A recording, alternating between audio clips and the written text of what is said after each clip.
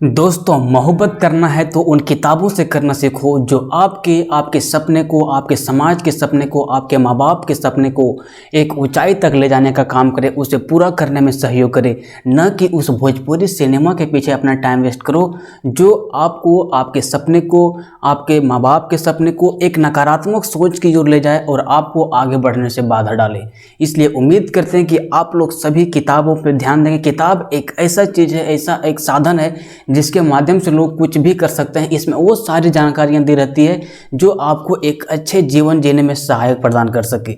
जैसे कोई आदमी पढ़े या ना पढ़े, कोई आदमी एजुकेशनल पर्पस से पढ़े या ना पढ़े, उसको एग्ज़ाम पास करना हो ना हो, लेकिन उसको नॉवल पढ़ना चाहिए। उसको मैक्सिमम बहुत तरह के ऐसे लोग होते हैं जो बहुत बड़े पर्सनालिटी बन चुके हैं, उनके जीवनी को पढ़ना चाहिए, लेकिन पढ़ाई को कभी स्टॉप नहीं करना चाहिए। ठीक है, तो इसी के साथ हम स्टार्ट करते हैं आज part 6 previous year 1 word substitution. आपको पहले हम बता चुके हैं कि एसएससी सीएचएसएल का फॉर्म डला चुका, सीजीएल का फॉर्म आ चुका और एमटीएस का फॉर्म आने वाला है। तो ये एग्जाम को क्रैक करने के लिए आपको कम से कम 3 महीना 4 महीना पहले से स्टडी सेट करना पड़ेगा। वो WS से 2 वर्ड आते हैं, 1 वर्ड आपको इडियम एंड फ्रेज से 2 वर्ड आते हैं, और एंटोनिम से 2 वर्ड आते हैं, और सिनोनिम से 2 वर्ड आते हैं। अगर आप 25 नंबर में 8 नंबर यहीं से क्लियर कर लेते हो तो आपका तो वैसे 8 नंबर क्लियर हो गया। आप बच्चा आपका 17 नंबर के लिए मेहनत करना पड़ेगा ग्रामेटिकल पोर्शन में, तो आप आसानी से स्कोर कर सकते हो। कल मैंने पार्ट 6 वीडियो डाला था यहाँ पे, आज पार्ट 6 है, और कल मैंने पार्ट 5 डाला था। पार्ट 5 को मैंने देखा तो 5 मिनट एवरेज वॉच टाइम आया था। उस वॉच टाइम को देख के मेरे दिल के अंदर, मेरे शरीर के अंदर एक ऐसा एनर्जी उत्पन्न हुआ कि लगा नहीं, हाँ मुझे भी देखने वाले लोग हैं। मुझे लग रहा था कि 5 मिनट 6 मिनट वॉच टाइम आता है कोई सिनेमेटोग्राफी वाला चैनल पे, लेकिन नहीं, एजुकेशनल चैनल पे भी 5-6 मिनट अगर एवरेज वॉच टाइम आ जाए तो उसके लिए लगता नहीं कि लोग आज भी पढ़ने वाले इस धरती दुनिया में हैं। अब मैं ज़्यादा बोलूँगा नहीं और सीधा अपने टॉपिक की ओर आऊँगा। थोड़ा सा आपको बता दूँ 1 वर्ड सब्स्टिट्यूशन क्या होता है, जो बहुत नए स्टार्ट किए, जिसको कुछ भी इसके बारे में पता नहीं है। जैसे बहुत बड़े सेंटेंस को अगर एक सिंगल सेंटेंस में हम बोलना चाहें तो उसे 1 वर्ड सब्स्टिट्यूशन बोलते हैं। जैसे मान लीजिए कि आपको बोलेगा कि आपका देश का मुखिया, तो आपका देश का मुखिया एक तरफ है और एक तरफ पीएम है। तो आपका देश का मुखिया, देखो लंबा चौड़ा सेंटेंस है ना, आप बोलेगा कि आपका देश का मुखिया मोदी जी बनारस में पधारने वाले हैं, और यहीं पे बोल देगा सिंपल में कि पीएम मोदी जी बनारस में पधारने वाले हैं। तो देखो जो पीएम यहाँ इस्तेमाल किया ना, ये 1 वर्ड सब्स्टिट्यूशन है। मतलब ये पूरे सेंटेंस को, हमारे देश के मुखिया को एक सिंगल वर्ड में क्या कर दिया, कन्वर्ट कर दिया। थोड़ा सा एक सेकंड में आपका टाइम लेना चाहता हूं।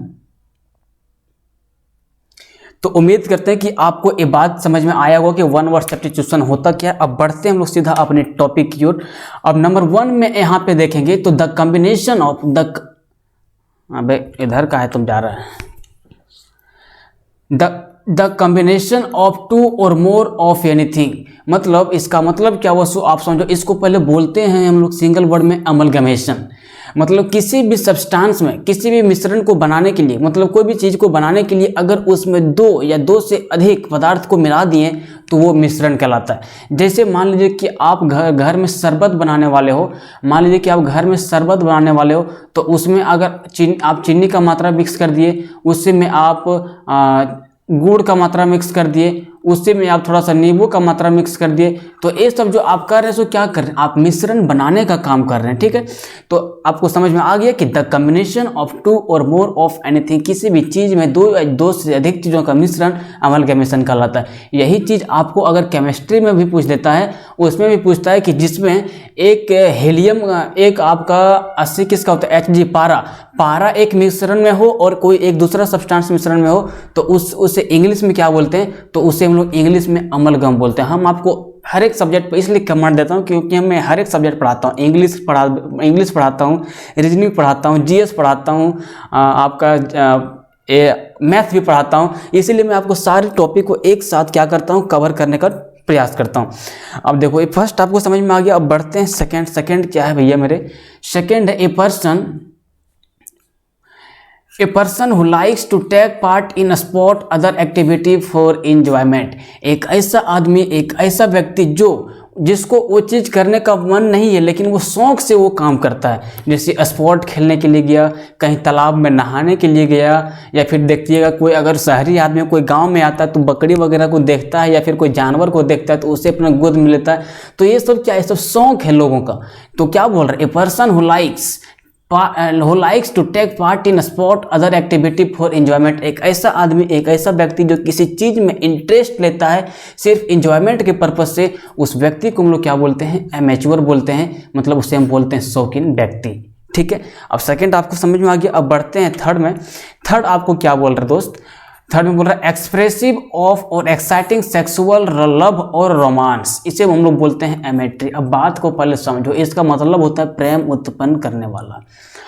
मतलब कोई व्यक्ति को आप देखोगे अगर किसी महिला के साथ या कोई लड़का को किसी लड़की के साथ क्या करता है कि ऐसा सेक्सुअल बात बोलेगा, ऐसा रोमांस टाइप का बात बोलेगा, ऐसा एक्साइटिंग बात बोलेगा जो एकदम सुन के अजीब टाइप का लगता है। मतलब वो प्रेम, उसके साथ प्रेम संबंध उसके साथ क्या करना चाहता है, बनाना चाहता है। जैसे आप ऑर्केस्ट्रा में देखे होंगे, कोई कव्वाली वीडियो देखे होंगे या किसी सिनेमा में देखे होंगे, लोग क्या करते हैं, लड़कियों को एक अलग दृष्टि से बताते हैं, एकदम इस तरह से उसको उसके साथ पेश होगा, लगता है कि उसके साथ क्या करने वाला है, प्रेम संबंध बनाने वाला है।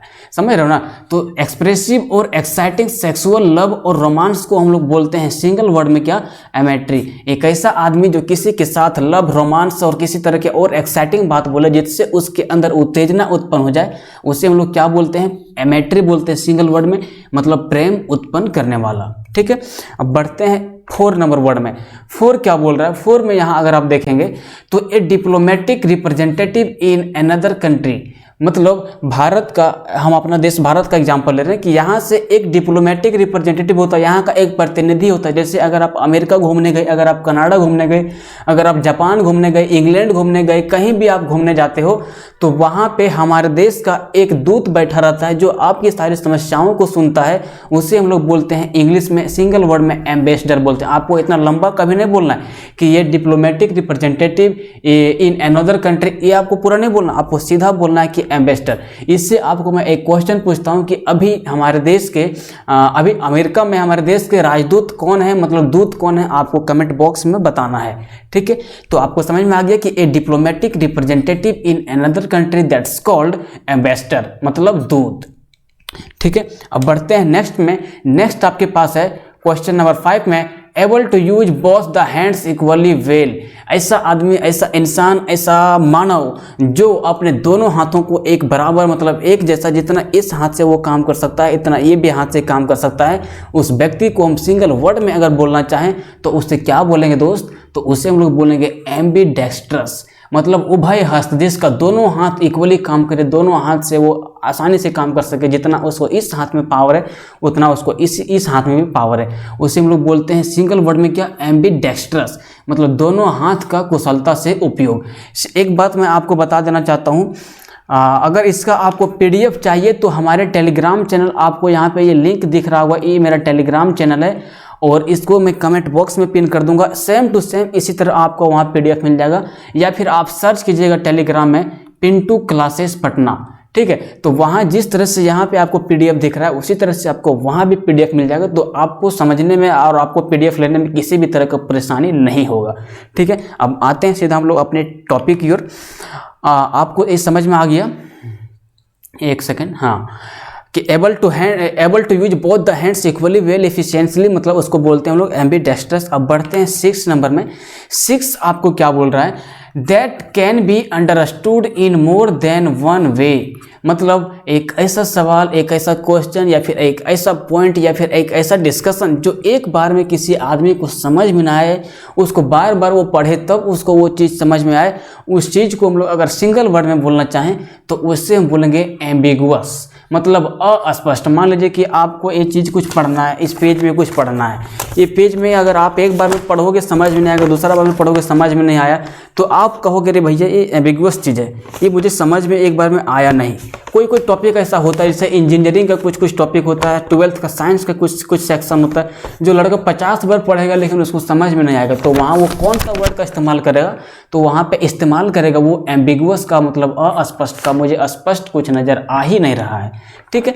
तो आपको समझ में आ गया वो नॉट क्लियरली डिफाइंड और स्टेटेड, मतलब कोई स्टेटमेंट को शुद्ध रूप से, अच्छा रूप से उसको डिफाइंड नहीं किया गया रहता है, तो उसे हम लोग बोलते हैं क्या, एम्बिगुअस, मतलब अस्पष्ट, ठीक है। अब बढ़ते हैं नेक्स्ट वर्ड की ओर। नेक्स्ट है आपके सामने, नेक्स्ट क्या है, an area in which something acts और ऑपरेट्स और हैज पावर और control the range of A supersonic jet. ये इतना लंबा सेंटेंस को आपको पूरा ध्यान नहीं देना है, आपको कुछ पॉइंट को इससे पकड़ना है। इस the range of A supersonic, जो यहाँ पे जेट दिख रहा है आपको ना, और an area in which something acts और ऑपरेट्स यहाँ पे आपको दिख रहा है, इतना ही आपको कवर करना है। इसका मतलब क्या हुआ, देखो इसका मतलब होता है सीमा, किसी भी चीज़ का लिमिट हो जाना। जैसे सुपरसोनिक मिसाइल को, क्रूज मिसाइल को जब इसरो जब DRDO कहीं से लॉन्च करती है, तो उसके साथ में उसका कंट्रोल रहता है कि ये मिसाइल अगर 30 किलोमीटर रेंज है तो 30 किलोमीटर रेंज तक DRDO का कंट्रोल रहता है कि इससे ज़्यादा दूर मिसाइल जा नहीं सकता है। 30 किलोमीटर की रेंज तक में वो मिसाइल को आगे पीछे कहीं भी कन्वर्ट कर सकता है।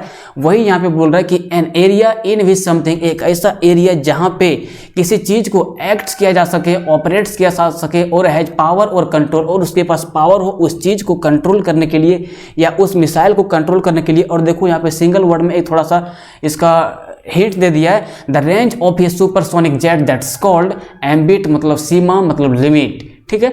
अब 7वां नंबर, आपको ये सब सारे वर्ड आए, हम बार बार आपको बोलेंगे नहीं कि ये वर्ड इस एग्जाम में SSC TESOL 2019 में आया, 2020 में आया, इससे आपके दिमाग के अंदर इरिटेशन पैदा होगा। इसलिए मैं इस टॉपिक को आपको नहीं बार बार बोलूँगा, आपको सीधा वर्ड को समझाने का प्रयास करूँगा, ठीक है। अब बढ़ते हैं 8 नंबर वर्ड में। 8 आपके पास क्या बोलेगा यहाँ दोस्त, determined to be successful, rich, powerful, etc, उसको क्या बोलते हैं, महत्वाकांक्षी बोलते हैं हिंदी में, और इंग्लिश में उसको बोलते हैं एम्बिटियस। क्या बोलते हैं दोस्त, एम्बिटियस। अब देखो इसको, determined to be successful, rich, powerful, etc, इसको देखो, इसको समझने का प्रयास करो।